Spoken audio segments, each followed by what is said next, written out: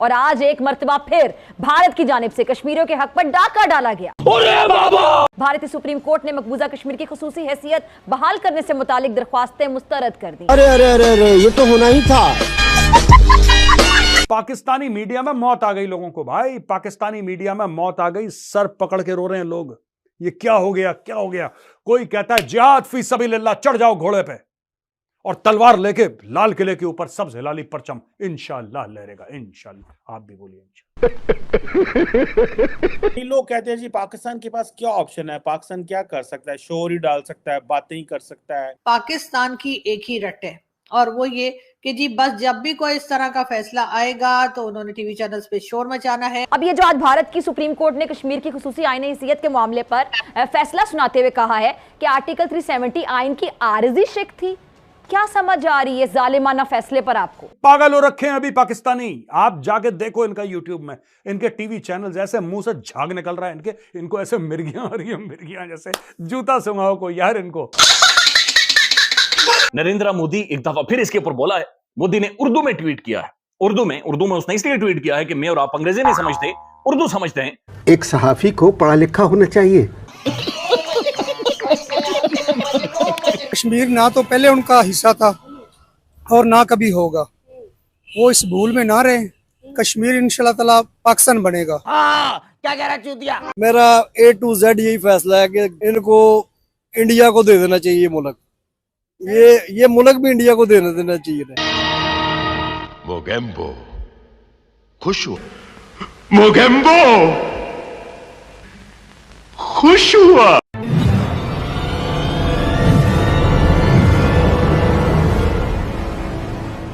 नमस्कार, जय हिंद दोस्तों। भारतीय सुप्रीम कोर्ट के फैसले के बाद पाकिस्तान की न्यूज एंकर डॉक्टर फिजा अकबर खान को मिर्गी के दौरे पड़ रहे हैं। जब से आर्टिकल 370 पर फैसला आया है तभी से पाकिस्तानी मीडिया में बवाल मचा हुआ है। धारा 370 पर सुप्रीम कोर्ट के फैसले से पाकिस्तान को जबरदस्त धक्का लगा है। यही वजह है कि वहाँ की मौजूद सरकार के साथ ही मीडिया भी बौखलाई हुई है। सोमवार को सुबह नई दिल्ली में सुप्रीम कोर्ट का फैसला आने के तुरंत बाद ही पाकिस्तान के विदेश मंत्री जलील अब्बास जलानी ने प्रेस कॉन्फ्रेंस करके लंबा बयान दिया है और कहा है कि इसका कोई कानूनी महत्व नहीं है। पाकिस्तान की तरफ से इस तरह की बयानबाजी पर भारत की तरफ से कोई प्रतिक्रिया देर शाम तक नहीं आई है। इस बारे में विदेशी मंत्रालय के सूत्रों का कहना है कि भारत के सर्वोच्च न्यायालय ने धारा 370 पर अपनी राय रख दी है। इसके बाद किसी दूसरे सरकारी विभाग की तरफ से प्रतिक्रिया देने का कोई मतलब नहीं है। जिलानी से जब पाकिस्तान के पत्रकारों ने यह पूछा कि क्या इस फैसले के बाद दोनों देशों के बीच नियंत्रण रेखा पर जो शांति काल चल रहा है तो उस पर भी कोई असर होगा या नहीं, इस पर जलानी का जवाब था कि हमारी कोशिश है कि पिछले 2-3 वर्षों में LOC पर शांति का जो माहौल है वह आगे भी जारी रहेगा। तो दोस्तों, आर्टिकल 370 के खात्मे के बाद से ही पाकिस्तानी मीडिया का तो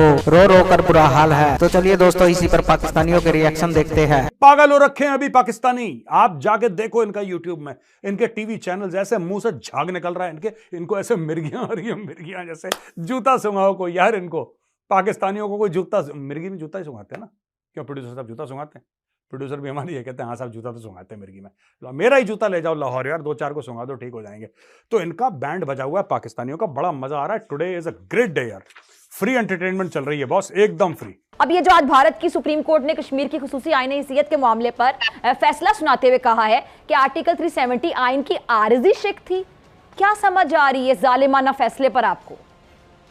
बहुत शुक्रिया। बिस्मिल्लाहिर्रहमानिर्रहीम। फिजा, 3 फैसले आपको बताऊंगा, उससे आप भारतीय अदलिया का जो कल्चर है और जो उनका असल चेहरा है वो आपको सामने नजर आ जाएगा। आज तमाम जजेस ने एक ही फैसला दिया है।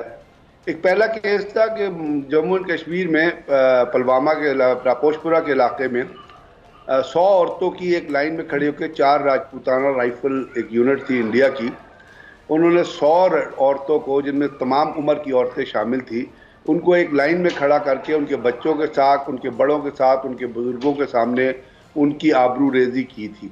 और ये केस जो है ये इंडियन कोर्ट्स तक गया और कोर्ट्स ने उस केस को नल एंड वाइड करके वापस भेज दिया कि हम इंडियन आर्मी को ट्राई नहीं कर सकते हैं। एमनेस्टी इंटरनेशनल 100 औरतें कहती है, ह्यूमन राइट्स वॉच जो है वो 76 औरतें कहती है।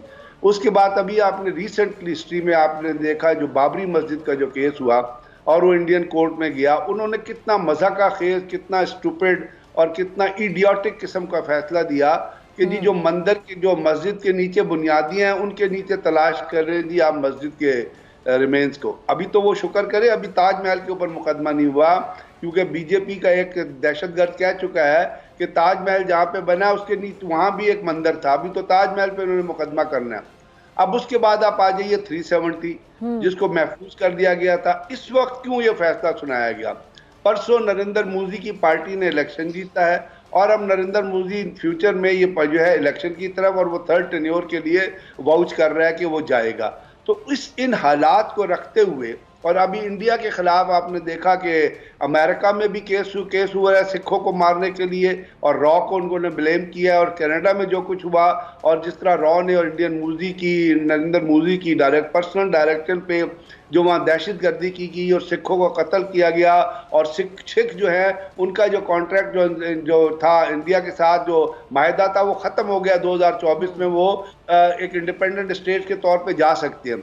इन तमाम सर्कमस्टांसेस में कोई अहमक, कोई बेवकूफ़, कोई एवरेज माइंडेड शख्स भी क्या ये एक्सपेक्ट कर सकता था कि इंडियन सुप्रीम कोर्ट जो है वो 370 के खिलाफ फैसला देगी? 370 तो एक मतलब देखिए ना, मुझे तारीख से जब खेला जाता है तो कोई जज्बात में बात नहीं करनी चाहिए, जब तारीख से खेला जाता है तो इंसान को अफसोस होता है। दो तरह के हैं लोग, एक कह रहे हैं कि जी दुनिया हमारा साथ देना छोड़ गई है, इंटरनेशनल अदारे हमारा साथ देना छोड़ गए हैं, कोई लोग कह रहे हैं हम आपस में लड़ रहे हैं। आप इसको कैसे देखते हैं? हमारा ये इंटरनल फेलियर है कि जिसकी वजह से ये सारी चीज़ें हुई, OIC, इस्लामिक वर्ल्ड हमारी बात नहीं सुनी, या क्या आप समझते हैं कि भारत का कद काठ इतना बढ़ गया है और वहाँ पे इतना पॉलिटिकल स्टेबिलिटी है कि वो जो मर्जी कदम उठाएं उनको कोई बंदा पूछने वाला नहीं है, बल्कि जो UN सिक्योरिटी काउंसिल के ऊपर ये एजेंडा रहा है, एक डिस्प्यूटेड टेरिटरी, पूरी दुनिया इसको मानती है, लेकिन उन्होंने सिंगल हैंडेडली यूनिलैटरली सारा फैसला कर लिया। व्हाट वुड यू से ऑन दिस सर? चीमा साहब, इस पे जिस तरह आपने खुद फरमाया है कि इस वक्त दुनिया में मुख्तलिफ किस्म के रिएक्शन इसके ऊपर आ रहे हैं, लेकिन मैं समझता हूं कि 2019 से ये जब से इन्होंने स्टेप ये लिया था इस पे, कल जो कोर्ट के अंदर सारा हुआ है वहां पे कश्मीरी लीडर भी बैठे थे और उनका भी रिएक्शन आया है कि वो क्या कहते हैं इस पे। मैं बल्कि 3 लोगों की चीजें इसमें मैं ऐड करना चाहूंगा। एक तो सबसे पहले मैं बताना ये चाहूंगा कि जब ये 370 खत्म हुआ है उसके बाद 3 चीजें खत्म हुई थी वहां पे। कश्मीर का अपना कॉन्स्टिट्यूशन था वो खत्म हुआ, उनका अपना झंडा था वो खत्म हुआ, और क्रिमिनल कोड था उनका अपना, वो भी खत्म हो गया उसके बाद। और एक और सबसे बड़ी कंडीशन ये थी कि वहां पे कोई दूसरा बंदा जाके प्रॉपर्टी नहीं खरीद सकता था, वो भी इसके साथ खत्म हो गया। और कल जो कोर्ट ने डिसीजन लिया है उसमें उन्होंने कहा है कि ये इनका वही स्टेटस है जो दूसरी स्टेटों का है। ये जो 370 था, it was a temporary situation और that has been terminated now और दे आर फाइन। मोदी साहब ने इस पे स्टेटमेंट दी, उन्होंने कि उम्मीद की एक नई किरण आई है, अच्छा मुस्तकबिल है, यूनाइटेड भारत जो है, यूनाइटेड इंडिया के लिए बहुत अच्छा हुआ है।